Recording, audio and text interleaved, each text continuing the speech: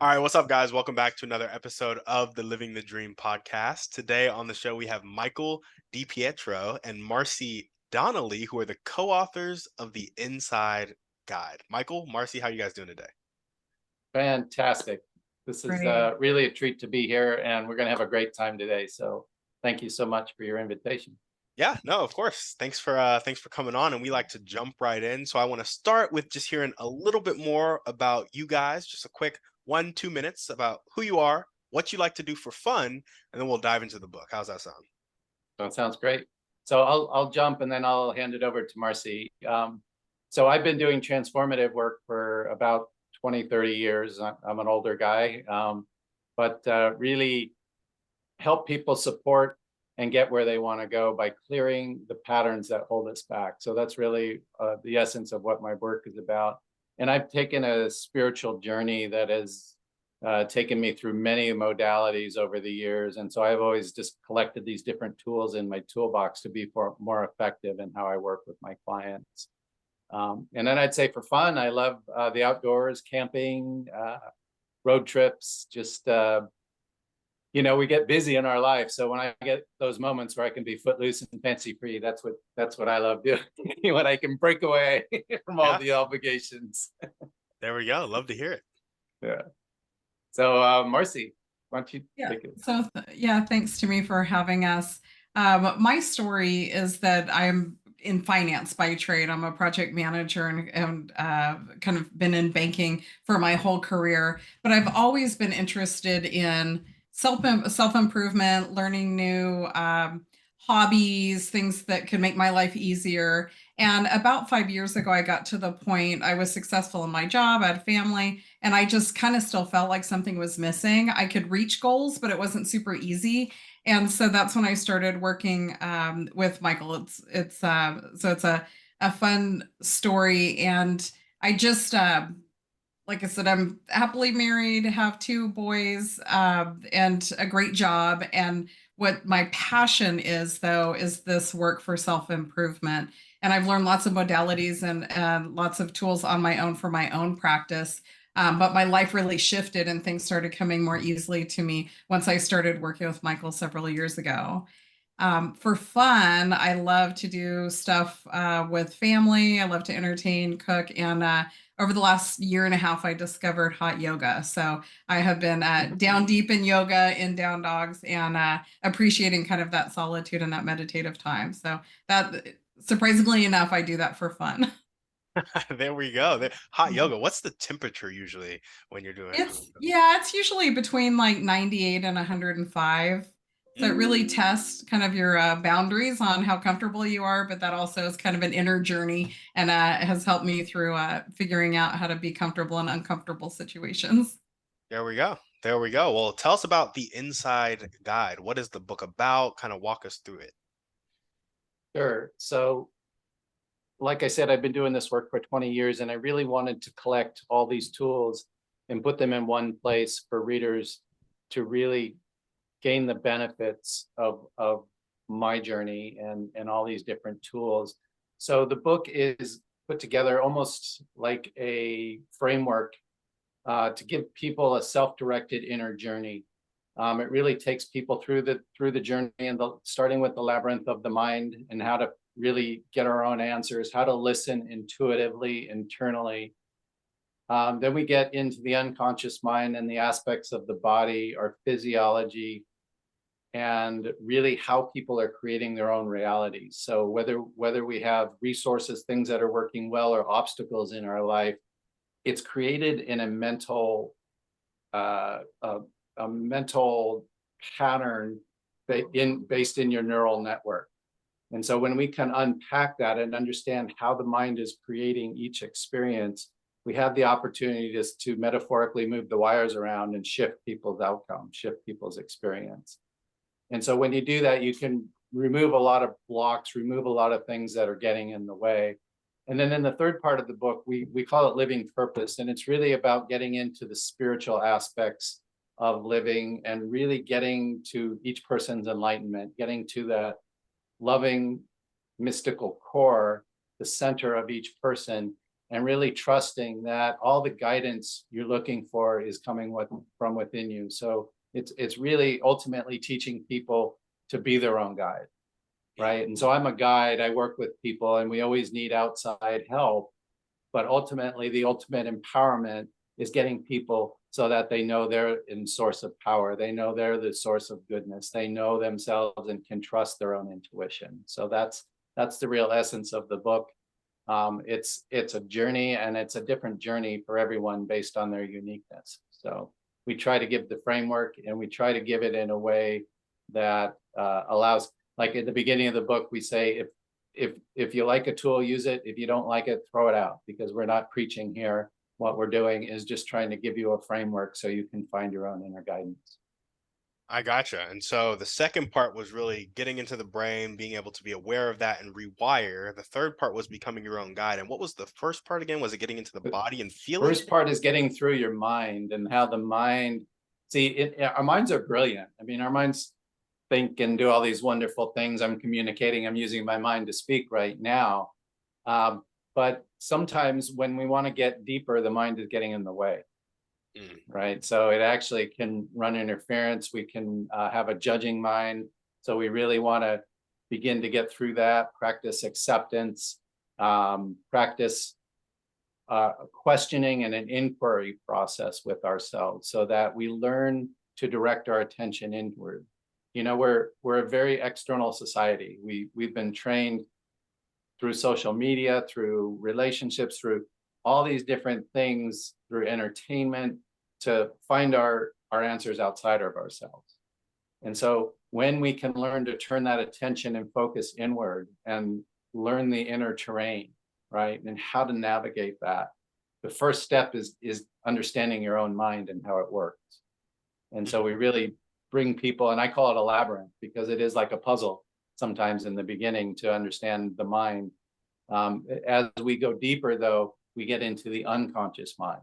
And you can think of the conscious mind as like an iceberg, and what you can see above the surface is your conscious mind. But most of the iceberg, most of our experience is stuff we are unaware of that's operating below the surface of our awareness. And so a lot of the tools and techniques are how to get people into, how do you become conscious of the unconscious, right? Yeah, no, for sure, for sure. I love it. And so getting through your mind, kind of understanding it, then to the rewiring of it, and then to the becoming your own guide. Is that right? Yeah. And it's really, the guidance is all the way through, but the last part is also about how to live. You know, we call it finding purpose, living purpose. And it's really not just like you're going to have this flash and it's going to be this ultimate purpose, but how to live it in your everyday life. Maybe I'm going to let Marcey talk about it, but we have a metaphor about the mountaintop and the village. So I want to turn it over to Marcey to share a little bit about the mountaintop and the village. There we go. Yeah, thanks, Michael. And I was just thinking of a good example, as I think, often, everybody has found their place of peace, and this is kind of that mountaintop experience. So you get to a place where you think like, gosh, I'm reaching my goals, I'm attaining what I want, I'm getting opportunities, I'm kind of, we call it like being in the flow, and that you feel like so incredibly charged up. And then you have to go from the mountaintop back to the village. And so you have to take, what my challenge was, is I would spend a weekend or studying something or get really jazzed on a book or a podcast.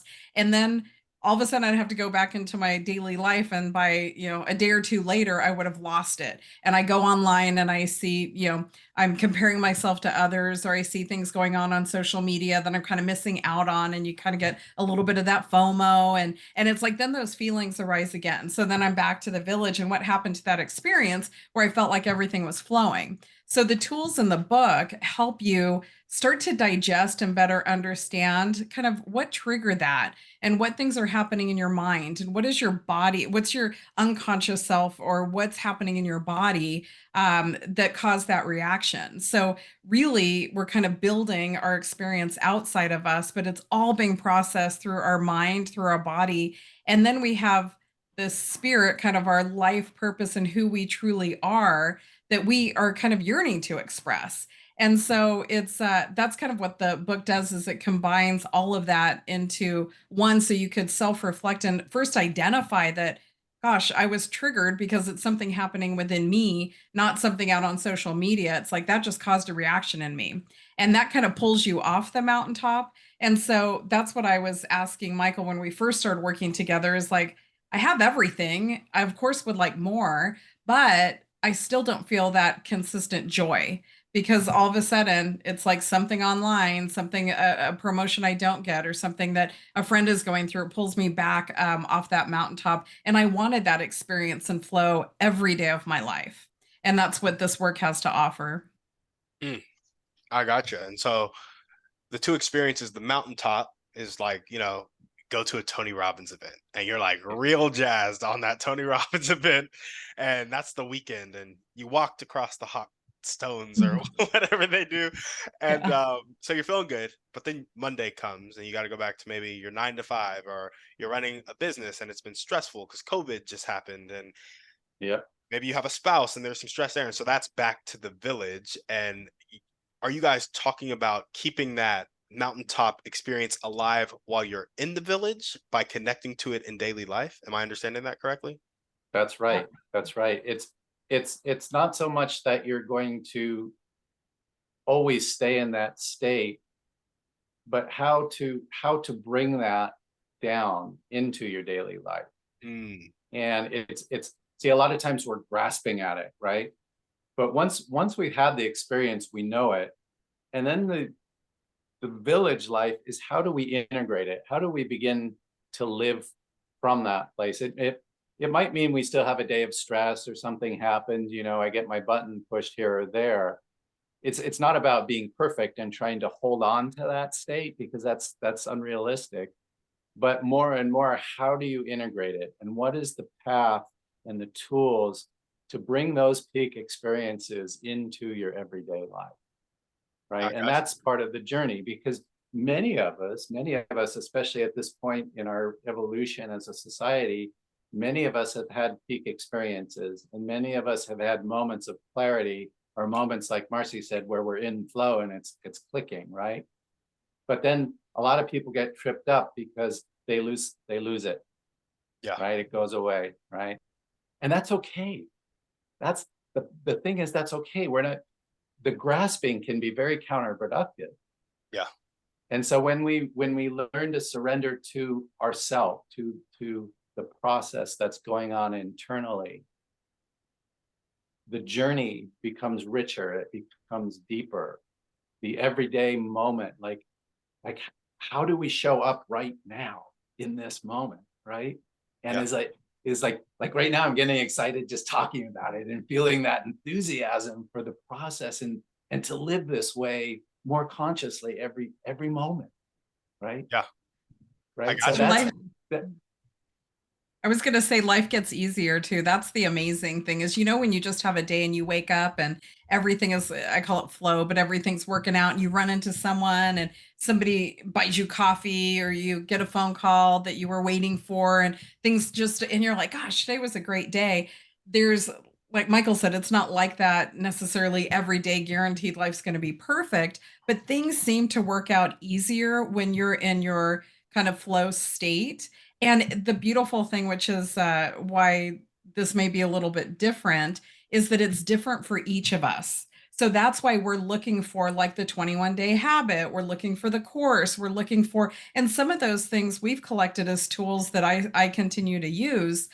However, I could have all those tools, but if I didn't understand what drives me and what trips me up, because I may have this fantastic, like, stretch idea of where I want to be in 5 years, but if I have programming inside of me that's unconsciously stopping me, it's going to be really hard to reach that. Where if I can overcome that and shift my state to being ready and open and living from that place, then all of a sudden stuff comes up. It's kind of mystical, magical thinking, but that's kind of that third state, is when you could really represent and show up with all of your tools, gifts, and talents, and do you the way that you were born to be yourself. Stuff seems to work out easier. It's pretty amazing.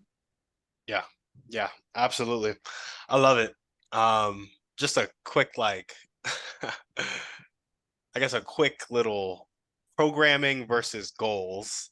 Like one way this showed up in my life, this was so wild when this happened to me. It happened very recently, probably within the past 4 months or so. Just on a podcast, I was talking with somebody and they were just talking about something. It wasn't even directly related to the belief that I had, but long story short, back in the past, you ask for Skittles when you're at the store as a child, and then your parents ask you, "Do you have Skittles money?" It's like, well, no, I'm a child. I don't have any money.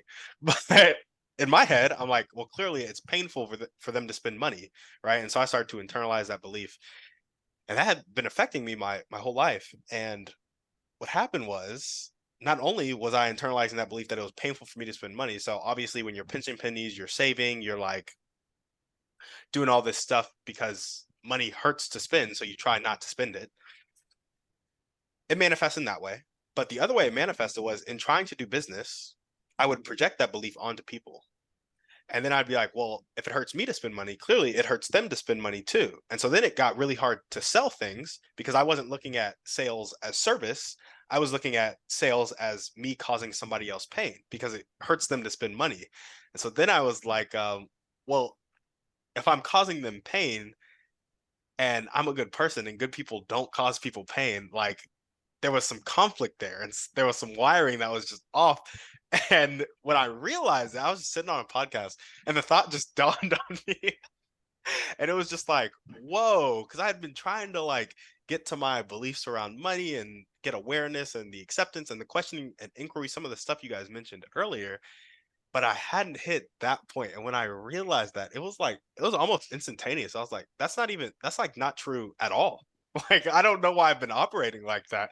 And so that's just something I thought of when you were talking about 5-year goals versus wiring and how there can be a Yeah, distinction. that's a beautiful example of uncovering those unconscious beliefs. So much that holds us back, any of us, is rooted in lies we believed as a child. And a lot of times it's done with a positive intent. We're not consciously believing something, but mommy and daddy are in a certain state, and that causes a child at 2 or 3 is the center of the universe. So they're going to make, let's say mommy and daddy are stressed out, and at 2 or 3 there I am, I'm going to be the cause of mommy and daddy's stress. And that's what the child ends up internalizing. And so when we can get to moments like that and unpack that and revise it and realize it doesn't have to be, right, mommy and daddy were having their own experience and it wasn't about you. But here's a hitch in that. A lot of times if the child isn't adequately mirrored in childhood, they deeply want it to be about them. So we find ways to make it about ourselves, even if it's a lie. Right? Yeah. Because what we want is the deeper love and attention in our life. That's what we're really yearning for. And so a lot of times people will hold these limitations as a way to try to be back in self. How do I affirm self? Right? Yeah. And so we are doing that throughout the first 2 parts of the book, is making it all about self, about the reader and about what they get. But then in the 3rd part, we ask people to, and I use this term lightly, but get over yourself, basically, because then it's like at a certain point, if you're self, you get self-absorbed, right? And then to really live our purpose, we have to get out of ourselves. We have to begin to see we have a place in the world, that there's needs out there and other people out there. And that's where we really unfold into our purpose in life, is and no longer. That's why sometimes it's hard for me to answer questions about myself, because I'm like, I'm 58. I'm kind of done with self. It's a bit overrated for me. I want to focus on everyone else now, because that's where I get more joy. I gotcha. Yeah, but I had to take the journey of self to clear all those patterns, right? And I still have to go back to self sometimes if I still get triggered on something. I'm not fully enlightened, but most of the time I don't need to affirm myself. I'd rather affirm other people. Yeah. Yeah, well, speaking of helping out other people, serving other people, people are going to be furious with me if we don't get into these tools and tactics. So, if you guys are willing, of course, let's go ahead and jump into some of those. What are some of the tools and tactics for that first stage, getting through your mind? Sure. The first step is inquiry, we call it. Okay. And that means inquiry, it's an inner direction. So you have everybody in the world has attention. And right now, with social media, with everything in the world, attention has become a commodity. It's become something everyone's trying to get, right? And so what I want to tell to every listener out there is your attention is very valuable. And every listener, you are very valuable. Yeah. Right. So take that attention that you put on anything outside yourself, and let's begin to take the journey of self. Let's turn that attention and begin to notice internally what's happening.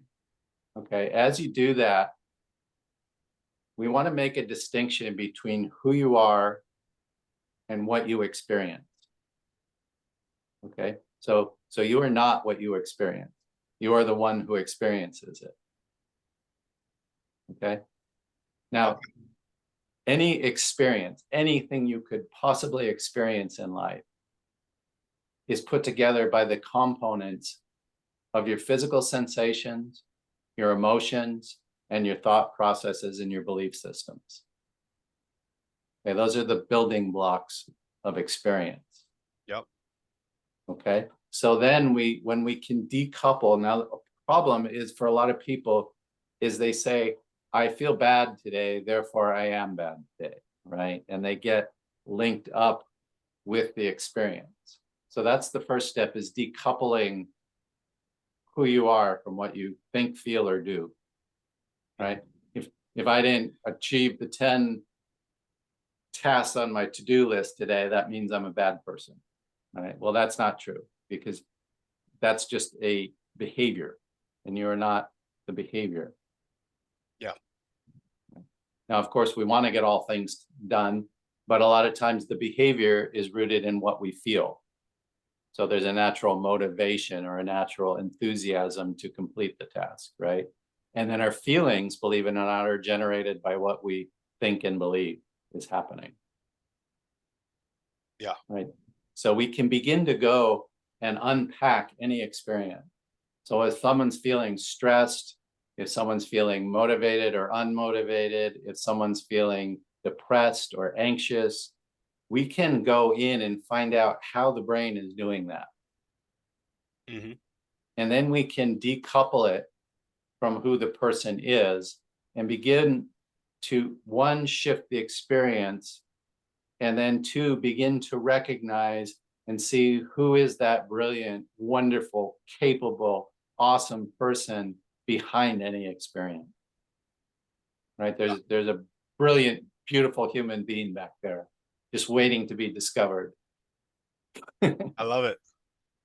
I love it. So it's a recognition. So a lot of what I'm doing is seeing all that for the person, helping them unpack the experience and revise it and get experiences that work better.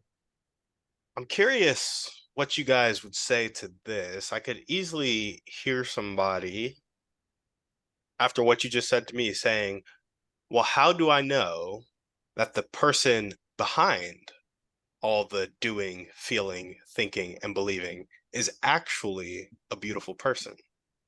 Mm. Can I, at the beginning of the book, and I'll admit it's my quote. What struck me is within the first 5 or 10 minutes of sitting down for my first session with Michael, he said, "What do you want to work on?" And I said, "Well, I have all these things and I'm still not happy." And I said, "There's just something broken. I've spent thousands of dollars on workshops and conferences and books and help, but there's something in me that's broken." And I think it's the first quote in the book where he said, "There's nothing broken. You are not broken, and there's nothing that needs to be fixed."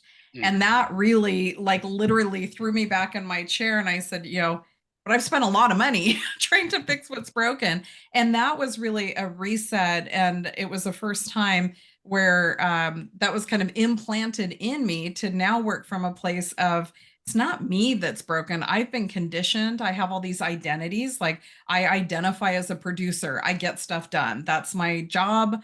I've been successful at it, but I'm also someone who wakes up in the middle of the night with a to-do list and I can't go back to sleep, which isn't fun and I don't want to work from there. So in really starting to learn, and that's the beauty of the work, is you really start to learn like who you are, like who we are each so different. So to learn that even without my to-do list, I'm going to produce, and that it's not, I don't need to keep pushing myself incessantly and nonstop. And I think Jack Canfield and Michael were talking, and they talked about how it's almost like you're driving with your foot on the gas and the brake pedal at the same time. Like you want to go, go, go, but you don't realize there's this unconscious stuff slowing you down. And once you could realize, like, gosh, now I'm going to get curious about what is truly me and what's one of these like false identities or beliefs that I've learned as a way, as my conditioning, as a way that I think this is how I'm successful. And it just like after that first 2-hour session with him, I just felt like this weight lifted off my shoulders, because I thought I really don't have to work this hard to get stuff done, because I get stuff done anyways as part of who I am. And so it was like a simple example like that that really was the beginning of my transformation and shifting. I gotcha. I gotcha. I heard a little bit of there was a perspective shift there, right? Nothing's broken. Then there was also kind of like an inherent acceptance of who you are with that nothing is broken. So it's like, because nothing is broken, I can accept me as I am. And that is what really empowered that kind of shift there. Is that right? Yeah. Absolutely. So you can imagine for a lot of us, I won't say for everyone, but there's the person you were born to be. And then there's the person we had to learn to be to adapt to our upbringing. And so that second thing is called a conditioned identity or a false identity. And that adaptation is not who we really are, but that's how a lot of people identify themselves. So when you ask the question, who am I? It goes into a lot of times the adaptation. All right. When we can begin to unravel that, there's a process, and it takes some time to do that. But as we unravel that, we begin to get an experience of ourselves in our natural state. And it's somewhat hard to describe, but it's for me, when I'm there, I'm not self-conscious anymore. It's almost like I'm just naturally flowing from an inner state. You could call it love, your loving nature as a human being, like that you're a loving, caring being, and then all this stuff gets in the way that gets in the way of that. Okay. But I don't know if it's just part of my gift as a what I was born to do, but when I'm with someone in a session, I can see that in them. And so I have an inquiry process, and then eventually you can learn to do it yourself. But what I'm doing is asking them questions so that they can discover that place in themselves. Yeah. Right. And it's an inquiry that I'm doing into the person, so they know their beauty. They know they can begin to get a direct experience of that. But the way to do that is uncovering, like the light. If you have windows and light shining through a window, you're the light. But if there's a lot of dust and dirt on the windows, it gets hard to see the light coming through. Mm-hmm. Right. Yeah. And so all we're doing in the process is just cleaning the windows. And then the light naturally shines through, and people go, oh my God, this is the person I've always been.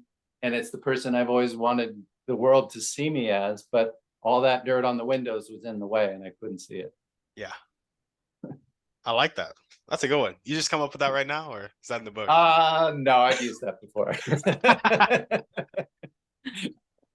I love it. Well, we got inquiry as the tool, and for the first stage, which is decoupling who you are from what you think, feel, or do through that kind of questioning inquiry process and some of that acceptance we talked about.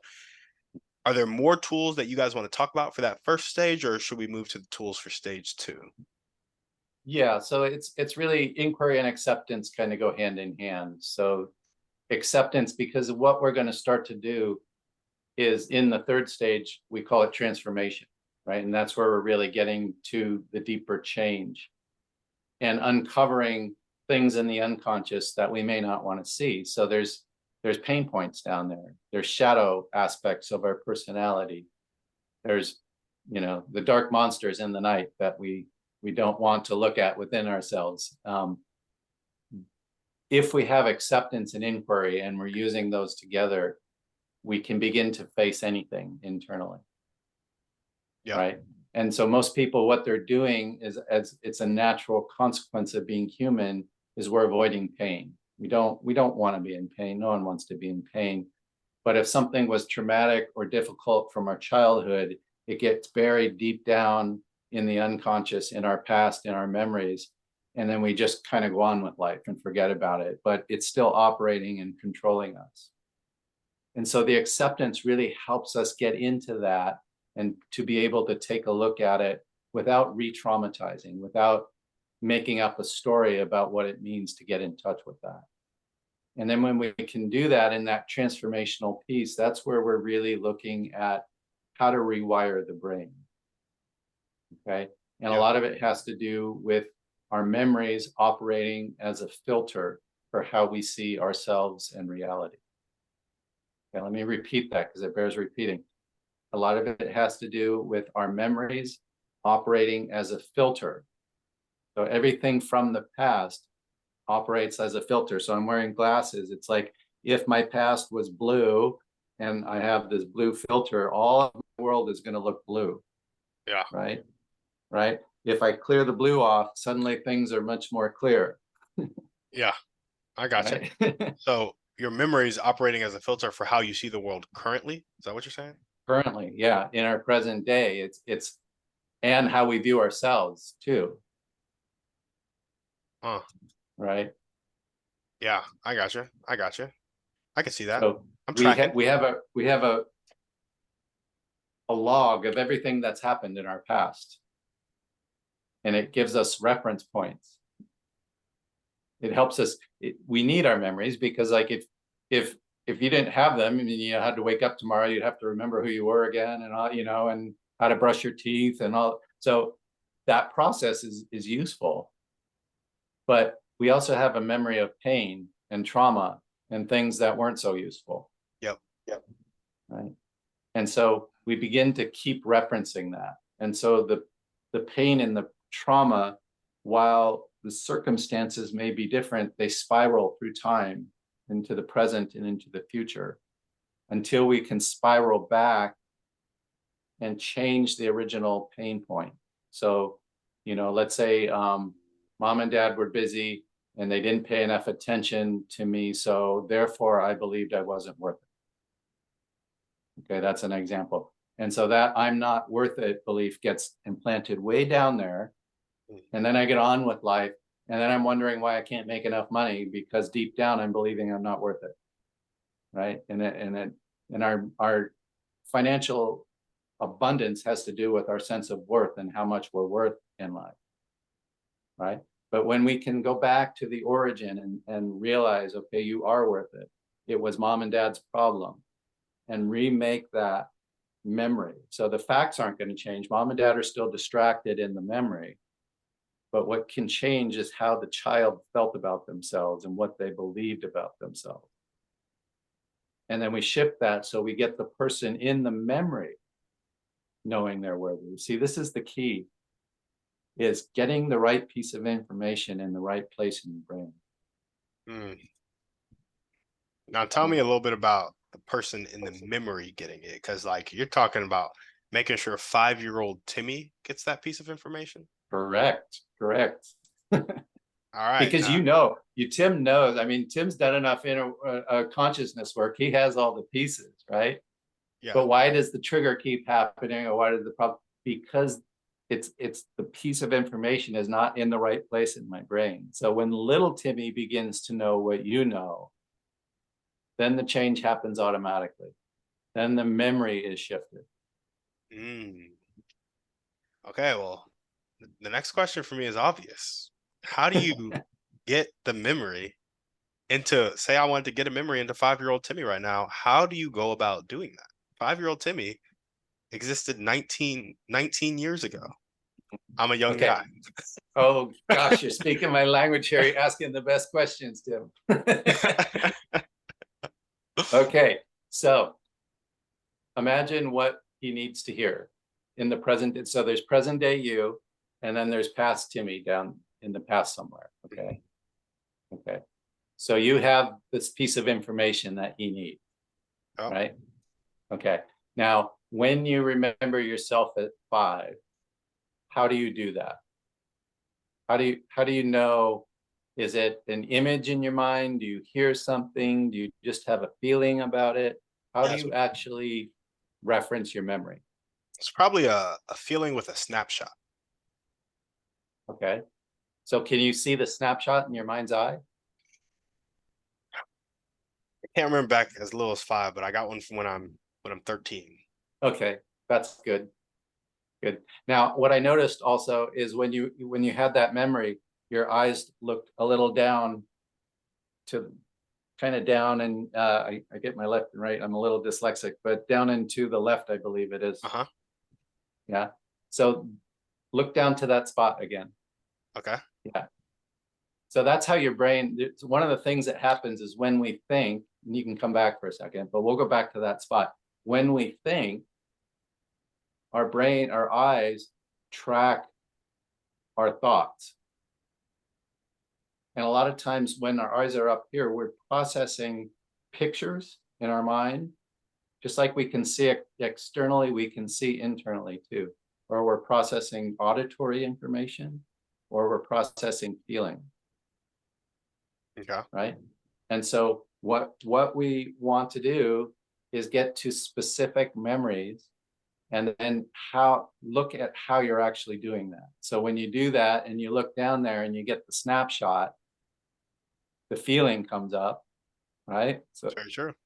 It yeah, just so happened. so what we're doing now is real-time live unpacking the program for little Timmy. Yeah.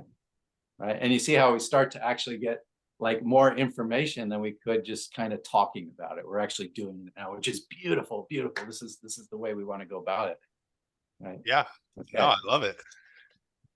You know, I've heard Okay. a lot. I've heard a lot, and haven't quite heard this. So I'm excited. Yeah, this is the magic of our work, and this is what a lot of the book gives to people. So, of course, it helps to have a guide and someone, to guide you through it in the beginning. But we want people to learn how they're processing, how it, not just what, but how it's happening. How do you put your reality together in this way? Okay, so let's help out little Timmy a little farther here. What I want you to do is think of what he needed back then. You can just have it in your mind. You can, if you feel comfortable sharing it, you can, but you can just have it internally too. Either way, it will work. It was a hug. Okay, good. So imagine what a hug feels like now. Like you've had hugs from your circle now, your significant other or someone you care about, right? Mm-hmm. Okay, grab one of your arms.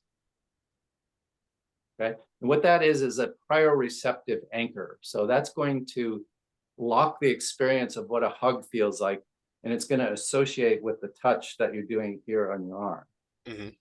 Okay, now what I want you to do is keep that anchor there, and move your eyes down to that other location, and step inside of little Timmy in your mind's eye. Okay. And bring that hug, yeah, so he can feel what that feels like back then now. Yeah, you feel how the energy, do you feel what's happening for you right there? I do. Yeah. Yeah. It's really weird. Really weird that it's happened in real time like this. I've never Yeah. happened once or twice on a podcast, but with something different. So that's really cool. Yeah. So I know it's immediate.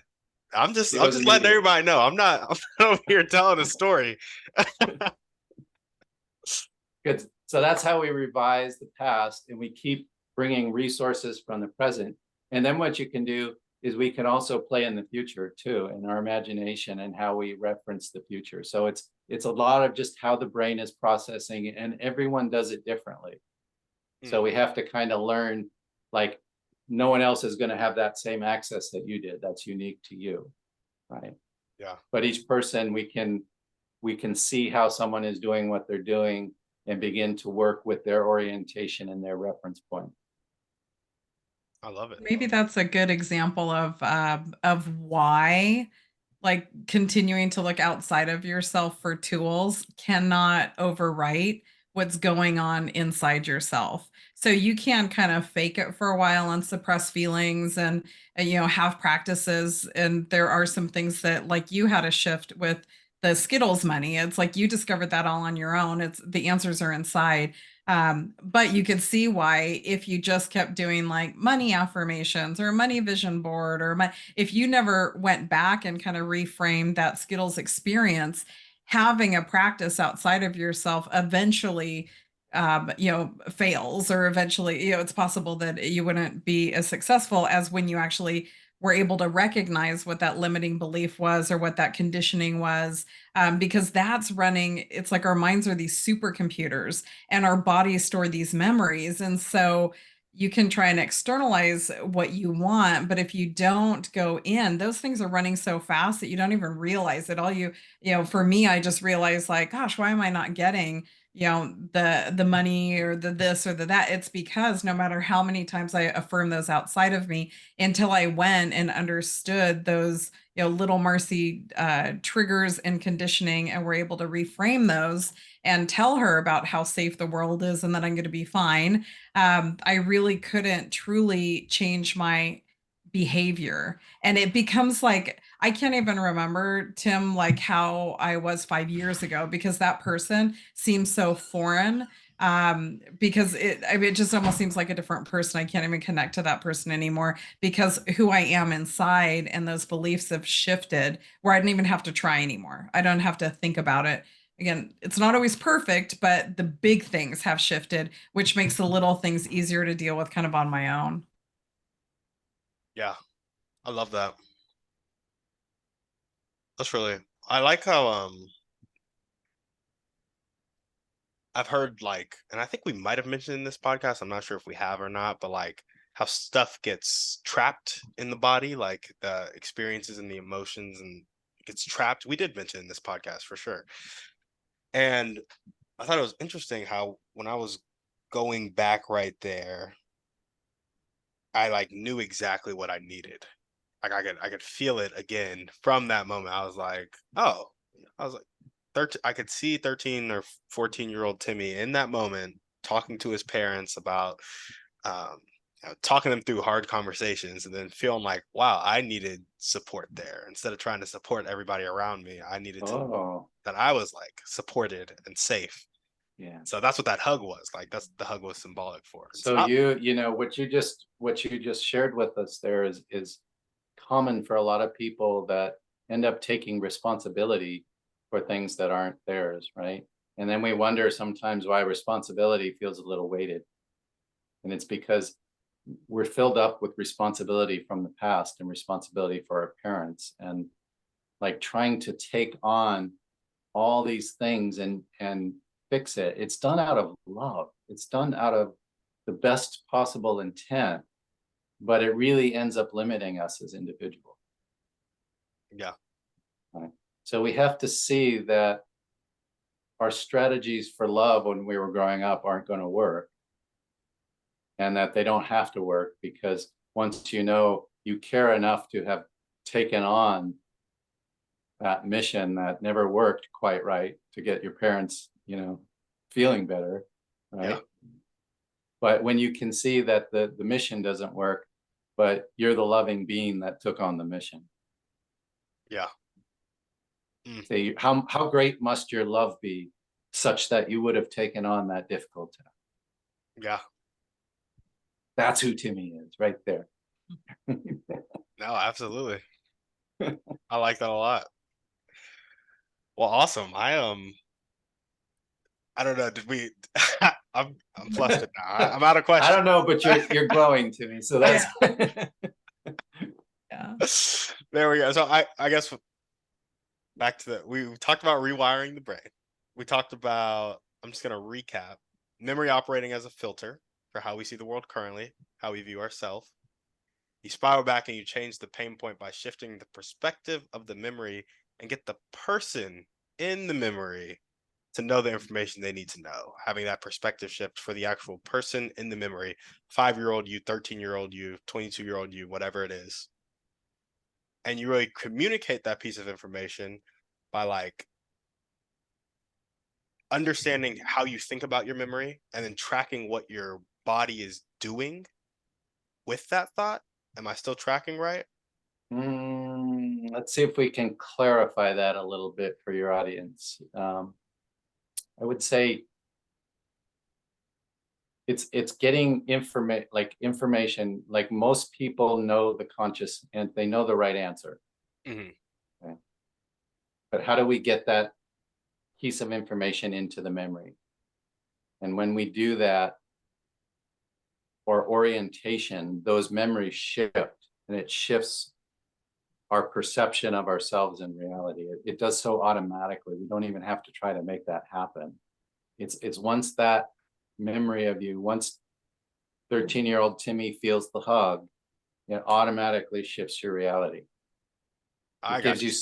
It gives you something automatically that you've been trying to make happen, and you don't have to make it happen because now where it started, it's corrected. Mm-hmm. I got you. So it's not a cookie cutter answer of how to get that piece of information. It's very That's right. specific. So like you called out, so my eyes went down to the left. I was able to eyes down to the left, track with that memory and get the hug to myself in that moment. But for somebody else, it might be an entirely different process. Correct. That's right. I gotcha. Yeah. And now just to throw another wrench in it, this is just one tool of many, many ones that I use. So we've just given one example of one type of tool.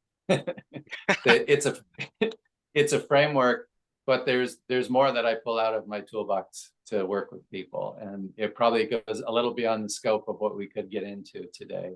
But maybe just to touch on one other giant aspect is really understanding family systems and family of origin as how it impacts our identity. Mm-hmm. Okay. The situation and the environment we grow up in gives us our first imprint of who we are, and our parents and their experience and our grandparents' experience and things that are actually in our DNA are still coming into play. And so when we begin to unravel our personal challenges, the next level is we begin to unravel our ancestral challenges, things that are still affecting, and ways we're honoring our ancestors by repeating painful things that they had to go through. It's called ancestral inheritance of limiting pattern. And then if we want to keep going even beyond that, we can get into evolutionary influences, things that are common to all human beings that we're struggling with, like violence and, things that are problems with society, starving, people not getting enough food. We all kind of feel like when we get farther enough down the path and sensitive enough, we really start to feel the effects of those aspects on us as individuals. But that's farther. First, we have to really address our own unique personal challenges. And that's really the first step, is to look as an individual from the time of your birth. What have you been struggling with, and how do you begin to free yourself from those challenges so that you can really live the life you were born to lead? I love it. Well, guys, if you're listening, I don't have the questions to dive deep enough in the next 4 minutes to really pull more out of that. So we're probably just going to have to leave it there and say, go get the book, The Inside Guide, and hit Michael up. There we go. It's on the screen. If you're listening, check it out on YouTube, Instagram. The reel will probably be up there. Michael, Marcey, do you guys have anything else that you guys want to cover real quick before we wrap this up? I'm sure Marcy does. Well, I just want to thank you for having us on. A part of, I know typically you talk about our, personal goals and steps to take to those goals. And for Michael and I, our life purpose is really to build a community of healthy, love focused, connected people, and to build this community that I think our society is kind of lacking in now. And I'm so thankful and impressed with the generations, because I'm a little bit older like Michael, and so I appreciate the where your generation and our kids' generation have this almost like inner knowing and are kind of called to some of this work well before Michael and I were at your ages. So we definitely want to spread the message and want to support anyone doing this work. And our website actually is www.loveguides.us. So it's Love Guides Us. And there's information about retreats and online study groups. And our book is on Amazon. And we're really excited to get the information out and then to hear feedback, because we really are interested in what is landing and how we could support people using these tools. They really are, that transformation is available to anyone. Absolutely. I love it. Well, Tim, Marcy. Oh, Tim, Michael. I want to say, get the book, read it. But if people want to explore doing some of the work and explore a session, I offer a free intro session. So on the website, there's a way to sign up for a free introductory session. We'll get together for an hour over Zoom or any video FaceTime. And please, if you're at all trying to work through something, or you feel like you want to get to the next stage in your life and you just can't clear that thing that seems to be holding you back, please reach out, and I'd love to share that more of how this can benefit you.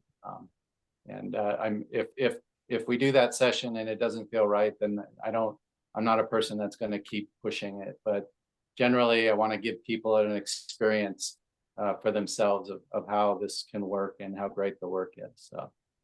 Yeah, if the session goes wrong, you won't be getting an email, phone call, and text every day from Michael. No. No, we really want, like Marcy said, we want to build a community mostly. And so we really want to support people.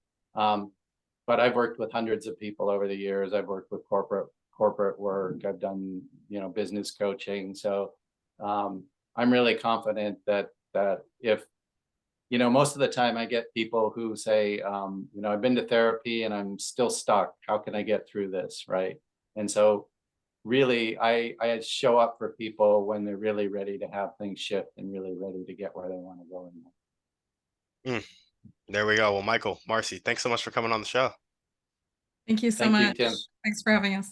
Of course, and if you guys are listening to this and you loved what Michael and Marcy had to say, loved what they're about, make sure to get their book, The Inside Guide, buy a copy for you, buy a copy for a friend, send it to them, and yeah, go ahead, rate, review it, contact Michael and Marcy. The website will be down in the show notes. I'm sure, does the website have a link to the book, or do I need to put a separate link? It's got a link. It does have a link. So the website will be down in the show notes. Best way to contact them there. Thank you guys so much for watching. We will see you on the next one. And on that note, we're out.